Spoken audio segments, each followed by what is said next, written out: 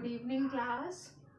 So, as you know, from today, your chapter Kinetic Theory of Gases will be started. Okay. तो chapter's name you will write Kinetic Theory of Gases. ये आपका जो chapter है वो भी next है और जो यूनिट है वो भी नेक्स्ट है. ओके, तो आपको full name of the chapter लिखना है काइनेटिक थ्योरी ऑफ गैसेस. अब इसकी स्टार्टिंग कहाँ से होगी? तो उसमें मैंने आपको बताया था कि कुछ इम्पोर्टेंट लॉज हैं, वहां से इस चैप्टर की स्टार्टिंग होती है, जिसमें कि सबसे पहले आता है, इसमें आप लिख देंगे कि some laws related to kinetic theory of gases. ठीक है, इसमें जो चैप्टर का नाम है काइनेटिक थ्योरी ऑफ गैसेस, ये भी हेडिंग है, but it is after all these laws. Okay, ये हेडिंग भी आपको नोट करना है. एक थ्योरी बनाई गई जिसमें गैसेस के जो मॉलिक्यूल्स हैं उनके मोशन को लेकर कुछ पॉइंट्स, इंपॉर्टेंट पॉइंट्स जो है उस थ्योरी में रखे गए, उसी को काइनेटिक थ्योरी ऑफ गैसेस कहते हैं. इसको बाद में स्टडी करना है. तो सबसे पहले आपका जो लॉ है that is Boyle's law. Boyle's law में जैसा कि आपको पता है कि अकॉर्डिंग टू दिस लॉ या फिर it states that pressure exerted on any gas is inversely proportional to its volume. तो pressure exerted on the gas हो या फिर जो है जब work done by the gas होता है तो प्रेशर की वैल्यू कम होती है, तो प्रेशर कह सकते हैं pressure exerted on any gas is inversely proportional to its volume at constant temperature. ये फिनोमेना कांस्टेंट टेम्परेचर पे होता है. तो अगर ये सारे चेंजेस हम किस में पुट करते हैं, या तो हम गैस इक्वेशन से इसको ड्राइव कर सकते हैं, या फिर ऐसा कह सकते हैं कि इससे गैस इक्वेशन को ड्राइव किया जा सकता है. तो अगर गैस इक्वेशन से इसको ड्राइव करते हैं तो we know by gas equation PV is equal to R T. तो अगर कांस्टेंट टेम्परेचर पे करते हैं, दोनों ही कांस्टेंट है, इसका मतलब PV is equal to constant या फिर पी. तो जब इक्वल टू कांस्टेंट है तो इसका मतलब ये जो आपका वॉल्यूम है वो इसके साथ में कैसे रिलेशन में आएगा. तो P V is equal to constant, ये जो है आपका, ये भी बॉयल्स लॉ की ही एक फॉर्म है, P V is equal to constant. या फिर इसको आप जो है वो ऐसे भी लिख सकते हैं, P is directly proportional to P is inversely proportional to V. ठीक है, तो जब ये इस साइड में आता है, इसको रिमूव करते हैं तो कांस्टेंट आता है, ये इस साइड में आएगा तो ये इसी फॉर्म में आ जाएगा. तो ये और ये दोनों आपके बॉयल्स लॉ की फॉर्म्स हैं. ठीक है, इसको गैस इक्वेशन से मैंने ड्राइव किया है, बाद में गैस इक्वेशन को भी इसी से ड्राइव कर सकते हैं. तो ये फर्स्ट लॉ है आपका बॉयल्स लॉ. सेकेंड लॉ जो है वो है चार्ल्स लॉ. चार्ल्स लॉ में कहा जाता है कि एट कांस्टेंट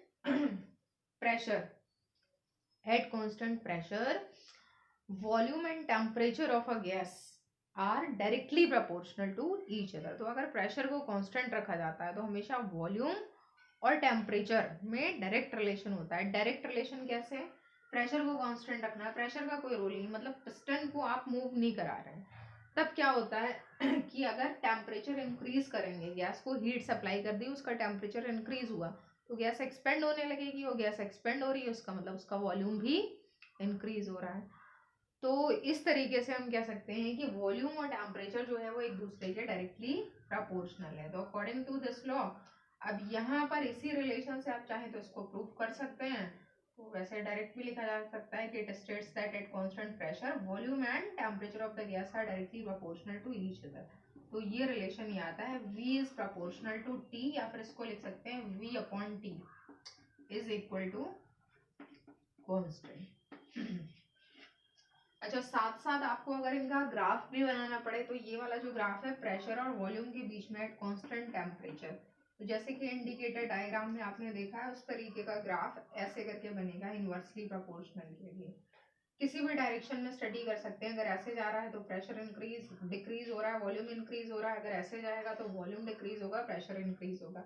इस वाले के लिए अगर आप ग्राफ बनाएंगे एट कांस्टेंट प्रेशर, तो ये वॉल्यूम और ये टेम्परेचर गैस का, ये क्या होता है डायरेक्टली प्रोपोर्शनल. तो आप इसको स्ट्रेट लाइन बना सकते हैं ऐसे करके. ये वाला जो आपका ग्राफ है ये चार्ल्स लॉ के लिए. थर्ड जो आता है आपका इसके बाद में that is Gay-Lussac law.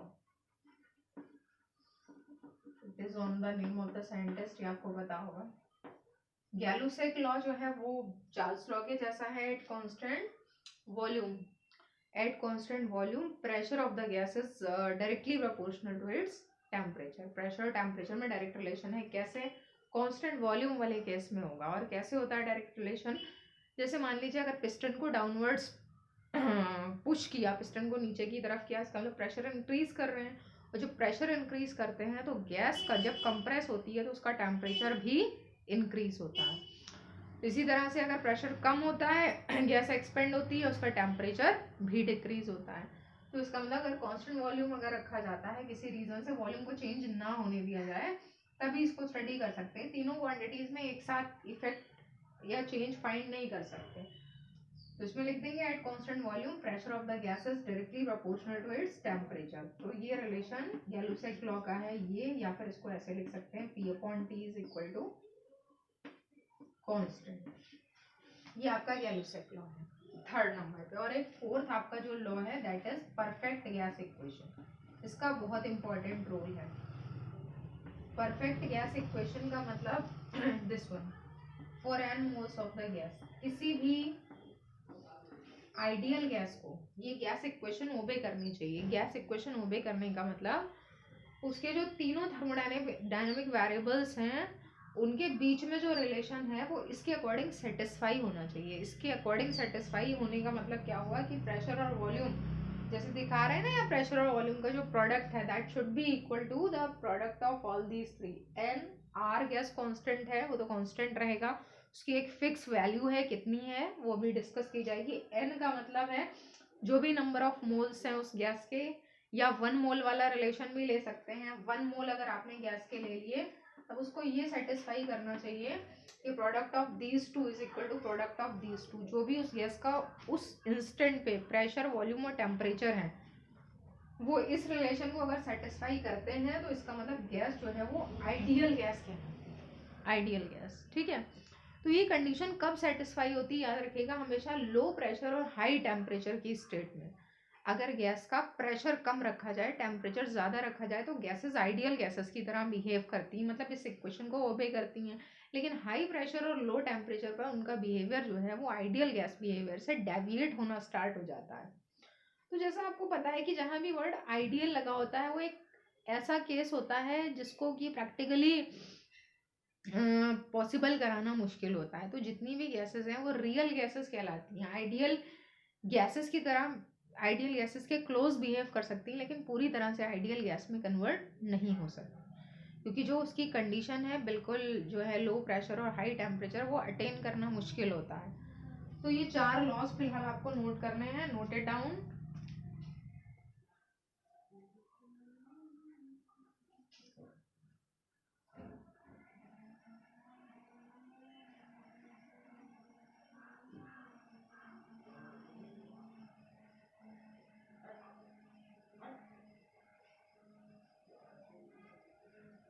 So class इतना नोट करने के बाद में आई होप कि इट्स नोटेड डाउन। इसके बाद में आपको जो है वो नेक्स्ट हेडिंग पे आना है, और आपका नेक्स्ट हेडिंग है गैस कांस्टेंट, जिसको यूनिवर्सल गैस कांस्टेंट भी कहते हैं। तो यहाँ तक नोट करने के बाद इसको डिस्कस करना है कि ये जो आर है ये क्या है, और इसकी जो वैल्यू या यूनिट है, एसआई यूनिट और न्यूमरल वैल्यू वो कितनी है। तो यहाँ पर आपने हेडिंग लिखा न्यू यूनिवर्सल। अब ये चारों लॉस फिनिश हो गए हैं, नेक्स्ट हेडिंग है यूनिवर्सल गैस कांस्टेंट।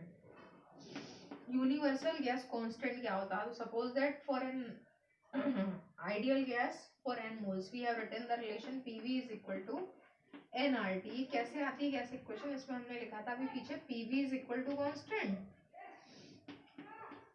या ऐसे लिखा था PV is directly proportional to T। इससे जब हम ये रिमूव करते हैं तो R आता है, या फिर और सिंप्लीफाई करें तो एक आपका रिलेशन था PV is equal to constant, ये था बॉयल्स लॉ, या फिर P is inversely proportional to V, ये था बॉयल्स लॉ। और चार्ल्स लॉ जो था आपका वो ये था V is directly proportional to T, ठीक है।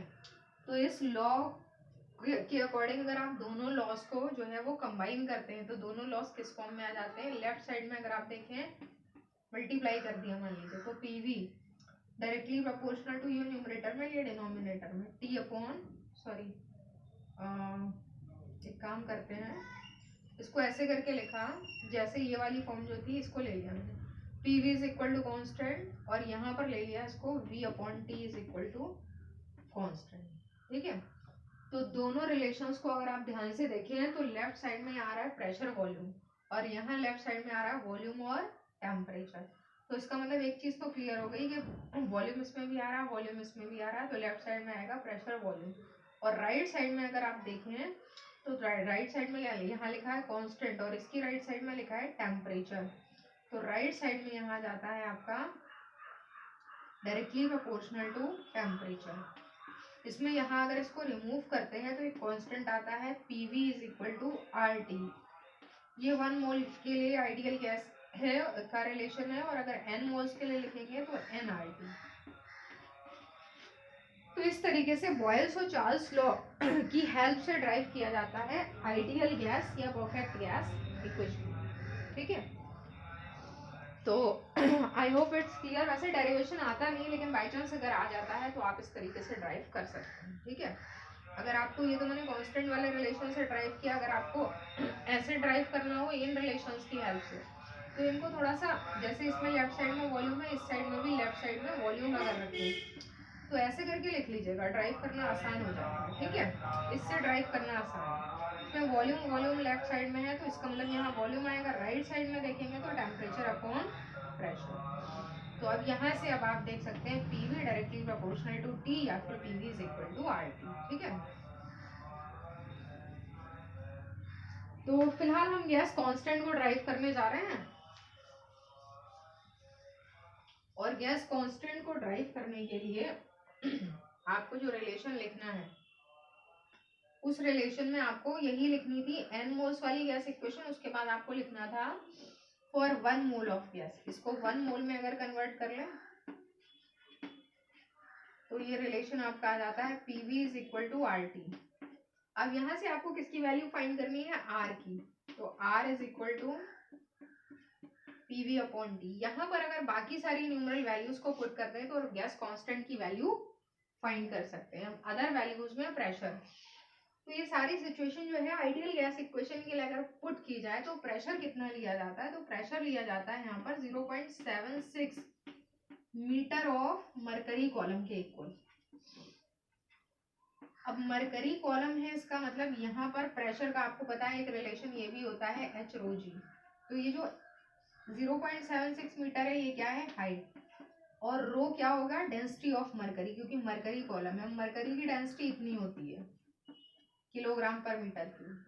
और साथ में जी ग्रेविटी की वैल्यू अगर आप 9.8 ले लेते हैं तो मल्टीप्लाई करने की जरूरत नहीं, लास्ट में याद रखना वैल्यू इतनी आती है। ये 3 आपको वैल्यूज पता होनी चाहिए, इसमें ग्रेविटी पता होगा लेकिन ये 2 याद रखनी पड़ेंगी। उसके बाद क्या रह जाता है, वॉल्यूम। वॉल्यूम आइडियल गैस का लिया जाता है जो आप ले रहे हैं ना 1 मोल ऑफ गैस, तो एस टी पी पर उसका वॉल्यूम लिया जाता है 22.4 लीटर। ठीक है, एस टी पी पर, स्टैंडर्ड टेम्परेचर एंड प्रेशर पे। इसको मीटर क्यूब में कन्वर्ट करेंगे तो 10 की पावर -3 आती है मीटर क्यूब। और क्या रह जाता है, टेम्परेचर। वो टेम्परेचर भी जो आइडियल टेम्परेचर होता है वो 273 केल्विन, आपको पता होगा उसको 273.15 केल्विन एग्जैक्ट वैल्यू। तो ये 3 वैल्यूज को अगर आप इसमें पुट करेंगे, अब मल्टीप्लाई करना नहीं है, बस रख के दिखा देना है कि R की वैल्यू कितनी आती है 8.31, राउंड ऑफ करके और सिंप्लीफाई करके इतनी वैल्यू आएगी। गैस कांस्टेंट की इतनी वैल्यू होती है। और साथ में इसकी यूनिट देख लीजिए क्या आएगी इसकी। यूनिट के लिए प्रेशर की यूनिट क्या लेते हैं, वॉल्यूम की यूनिट क्या लेते हैं और टेम्परेचर की यूनिट क्या लेते हैं। तो प्रेशर की यूनिट जो है आप यहाँ पर क्या नोट करेंगे, प्रेशर की यूनिट वैसे पास्कल भी ऐसा यूनिट होती है और न्यूटन पर मीटर स्क्वायर भी ऐसा यूनिट होती है प्रेशर की। ठीक है, तो अगर आप यहाँ मैं दिखा दे रही हूँ न्यूटन पर मीटर स्क्वायर लेंगे। ठीक है, तो ऐसे करके लिख दिया। वॉल्यूम की यूनिट होती है मीटर क्यूब एसआई और अपॉन में टेम्परेचर आ रहा है, टेम्परेचर की एसआई यूनिट केल्विन। ठीक है, तो देखिए प्रेशर की न्यूटन पर मीटर स्क्वायर, वॉल्यूम की मीटर क्यूब और में केल्विन। इसको सिंप्लीफाई कर लेना है, मीटर स्क्वायर ये क्यूब है, तो यहाँ बचेगी 1 पावर, ये पूरा कैंसिल हो जाएगा, तो ये बचता है आपका 8.31 न्यूटन और साथ में मीटर पर केल्विन। ठीक है, इसको नोट कर लीजिए, ये ऐसा यूनिट होती है गैस कांस्टेंट की।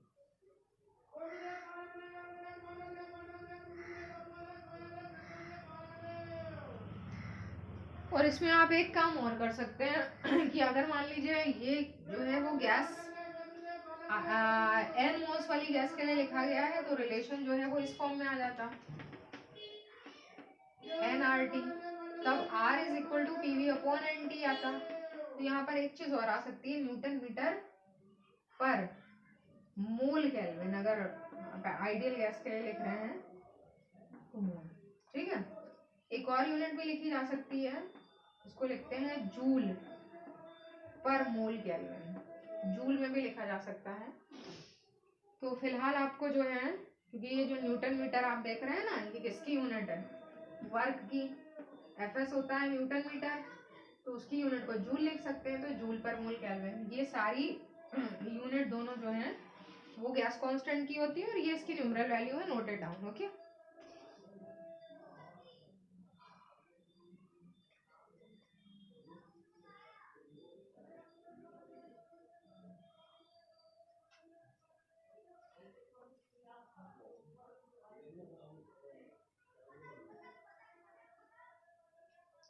सो क्लास यहाँ तक फिनिश करने के बाद अब सबसे इम्पोर्टेंट जो टॉपिक है आपका, जो मैं अभी बता रही थी, वो काइनेटिक थ्योरी ऑफ गैसेस, इसको स्टार्ट करेंगे। उससे पहले एक हेडिंग और आपको लिख लेना है, वो हेडिंग है ideal gases.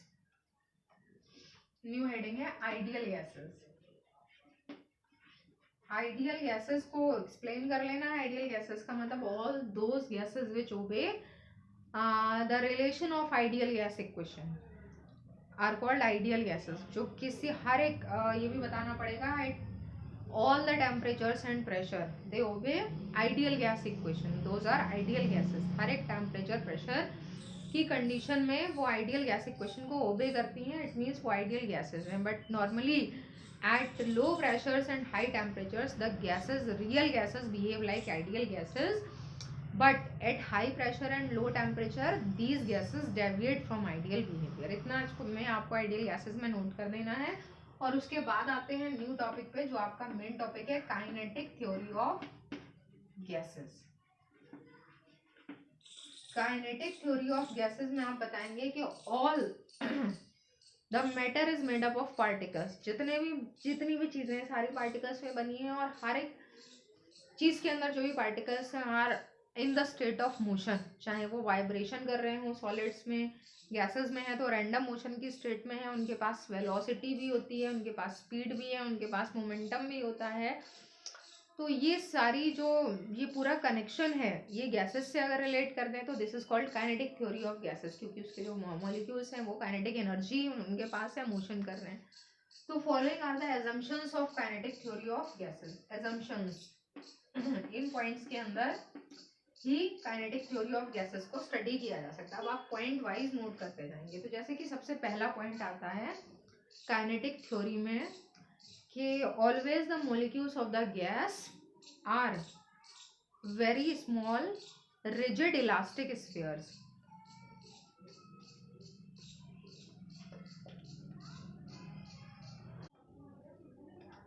Gas molecules rigid spheres होते हैं, इलास्टिक, और उनका साइज जो है एक पॉइंट में तो आपको ये बताना है कि गैस के जो मॉलिक्यूल्स हैं वो रिजिड इलास्टिक स्फीयर्स हैं, और जो जितने भी मॉलिक्यूल्स होते हैं वो सारे आइडेंटिकल इन शेप हैं, मतलब एक जैसे मॉलिक्यूल्स हैं।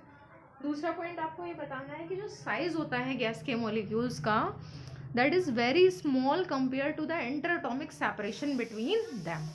उनके बीच की सेपरेशन के कंपैरिजन में उनका साइज जो है वो बहुत स्मॉल होता है, सेपरेशन ज़्यादा होती है। तीसरा पॉइंट आपको बताना है कि गैस के जो मॉलिक्यूल्स होते हैं वो हमेशा कॉन्टिन्यूस रैंडम मोशन की स्टेट में होते हैं, हमेशा लगातार डिफरेंट डायरेक्शंस में मोशन करते रहते हैं, और उस मोशन के दौरान वो जो है वो टकराते भी हैं, कॉलिजन भी करते हैं, एक दूसरे से भी कर सकते हैं कॉलिजन, और जिस वेसल में है उसकी वॉल्स के साथ भी कॉलिजन करते हैं, बट वो जो कॉलिजन होता है दैट इज़ परफेक्टली इलास्टिक, यानी कि उसमें कोई भी लॉस ऑफ एनर्जी नहीं होता है, उनकी स्पीड में कोई भी चेंज नहीं आता है, उसी स्पीड से मूव करते हैं, डायरेक्शन बस चेंज हो सकती है। ओके, और उसके अलावा एक आपका पॉइंट है कि दो कॉलिजन्स के बीच में हमेशा जो गैस के मॉलिक्यूल्स हैं वो स्ट्रेट लाइन पाथ ही कवर करते हैं, उनकी यानी कि उनकी डायरेक्शन तभी चेंज होती है जब उनका कॉलिजन होता है, और जब तक कॉलिजन नहीं होता है तब तक वो स्ट्रेट लाइन पाथ में चलते रहेंगे। ठीक है, और एक आपका लास्ट पॉइंट है कि कॉलिजन जो है वो हमेशा इंस्टेंटेनियस लगातार होते रहते हैं, लगातार कॉलिजन एक के बाद एक कॉलिजन होते रहेंगे, और उन कॉलिजन्स में जो है वो डायरेक्शन चेंज होती रहती है गैस के मॉलिक्यूल्स की। तो ये पॉइंट्स आपको ध्यान रखने हैं, ये जो है वो एजम्पशंस कहलाते हैं काइनेटिक थ्योरी ऑफ गैसेस के। ठीक है, तो आपको जो है सबसे पहले काइनेटिक थ्योरी ऑफ गैसेस में इतना नोट करना है, और उसके बाद आपका एक जो टॉपिक आता है वो आता है pressure exerted by a gas. इस टॉपिक को नोट कर लेना है, pressure exerted by a gas. तो एक्चुअली ऐसा होता है कि गैस के मॉलिक्यूल्स अभी आपने देखा कि कॉन्टिन्यूस रैंडम मोशन की स्टेट में है, तो जो रैंडम मोशन होगा तो कॉलिजन भी होगा, जब कॉलिजन होता है तो वो वेसल या कंटेनर की वॉल से भी कोलाइड करते हैं। मान लीजिए कुछ मॉलिक्यूल्स इस तरफ जा रहे हैं, एक इधर जा रहा है, एक इधर जा रहा है, कोई टकरा के वापस आ रहा है, तो इसमें वॉल्स की जो कंटेनर की वॉल्स है उससे जब टकराते हैं तो टकराने का मतलब इनके पास स्पीड भी है, इनके पास मोमेंटम भी है, और जब मोमेंटम और स्पीड है तो ऑब्वियसली ये फोर्स भी एक्सर्ट करते होंगे वॉल्स पर, और जब फोर्स एक्सर्ट करते हैं तो ये किसी पर्टिकुलर एरिया के जो मॉलिक्यूल्स हैं वो ही वॉल से टकराते हैं। मान लीजिए इस एरिया में जितने भी मॉलिक्यूल्स हैं वॉल से टकराएंगे कंटेनर की, और उस पर फोर्स एक्सर्ट करेंगे, तो ऑब्वियसली जो फॉर्मूला है प्रेशर का, फोर्स अपॉन एरिया, यानी कि उतने पर्टिकुलर एरिया पर कितना फोर्स लग रहा है, तो ऑब्वियसली ये जो मॉलिक्यूल्स हैं गैस के वो प्रेशर भी एक्सर्ट करते हैं वॉल्स पर, कंटेनर की वॉल्स पर, ये आपको ध्यान रखना है। ठीक है, तो यही टॉपिक कहलाता है pressure exerted by a gas. अब आपको क्या करना है, अब आपको pressure exerted by a gas का एक रिलेशन फाइंड करना है कि किसी भी गैस में आप ये फाइंड कर सकें कि उस गैस का जो मॉलिक्यूल है, एक मॉलिक्यूल या जितने भी नंबर ऑफ मॉलिक्यूल्स हैं वो वॉल पर कितना प्रेशर एक्सर्ट करेंगे। तो आपका हेडिंग सेम रहेगा, पहले आप थ्योरी में बता देंगे प्रेशर क्यों और कैसे एक्सर्ट करते हैं, उसके बाद जब आप प्रेशर फाइंड करने जाएंगे तो आपको एक जो है ना कंटेनर क्यूबिकल शो करना पड़ेगा कि एक क्यूबिकल कंटेनर के अंदर एक गैस फिल्ड है, और गैस का एट अ टाइम हम एक ही मॉलिक्यूल कंसिडर कर रहे हैं जो मॉलिक्यूल इस डायरेक्शन में चल रहा है, तो उसके पास सभी डिफरेंट डायरेक्शन में चलने की वेलोसिटी होगी, किसी भी डायरेक्शन में चल सकता है। तो मान लीजिए इधर जो वेलोसिटी का कंपोनेंट है वो vx है, ये x एक्सिस है, ये ऊपर y एक्सिस, और ये वाली z एक्सिस, यहाँ vx होगा, इस डायरेक्शन में vy और इस डायरेक्शन में vz, लेकिन एक टाइम पे एक ही डायरेक्शन में चल सकता है। तो मान लीजिए अभी वो vx डायरेक्शन में चल रहा है, तो उसके vy और vz कंपोनेंट्स ऑफ वेलोसिटी कैसे होंगे, जीरो। ठीक है, तो एक ऐसा आपको डायग्राम बनाना है। उसके अलावा आप ये कह सकते हैं कि जो कंटेनर है इसकी जो सरफेसेस है उनका एरिया ए है, यहाँ से यहाँ तक ये चलता है, मान लीजिए टी टाइम में इतनी डिस्टेंस कवर करता है, vx वेलोसिटी से चल रहा है, डेल्टा टी टाइम में मान लीजिए कवर कर रहा है इतनी डिस्टेंस, तो ये जो है उसकी डिस्टेंस जितनी उसने कवर की that will be vx delta T. ठीक है, तो आपको एक डायग्राम बनाना है, उस डायग्राम में आपको गैस के मॉलिक्यूल के बारे में ये डिस्क्राइब कर देना है कि उसकी वेलोसिटी vx है, वो x डायरेक्शन के अलॉन्ग चल रहा है, उसके vy vz कंपोनेंट जीरो है, area of the surfaces of the container A है, डेल्टा टी टाइम में वो एक वॉल से दूसरी वॉल तक की डिस्टेंस को कवर करता है vx स्पीड के साथ। ठीक है, तो ये डेरिवेशन जो है ये थोड़ा बड़ा है, टाइम टेकिंग है, इसको हम नेक्स्ट टर्म से स्टार्ट करते हैं, और अभी आपको बस इतना नोट डाउन कर लेना। ठीक है, तो इस चैप्टर में जो डेरिवेशंस है उनमें एक ये इम्पॉर्टेंट डेरिवेशन है pressure exerted by a gas, और लगभग ये जो है 3 मार्क्स के क्वेश्चन में रिपीट होता है, तो आपको ये डेरिवेशन जो है ना ये प्रॉपरली प्रिपेयर करना। छोटा चैप्टर है, कम मार्क्स का आता है, कम वेटेज है इसका, और उसमें डेरिवेशन सिलेक्टेड हैं, 2 या 3 डेरिवेशन है, तो उनमें से ये वाला बहुत इंपॉर्टेंट डेरिवेशन है, तो इस पर आपको फोकस करना है। इसका हेडिंग नोट कर लीजिए, डायग्राम बना लीजिए। Okay, thank you.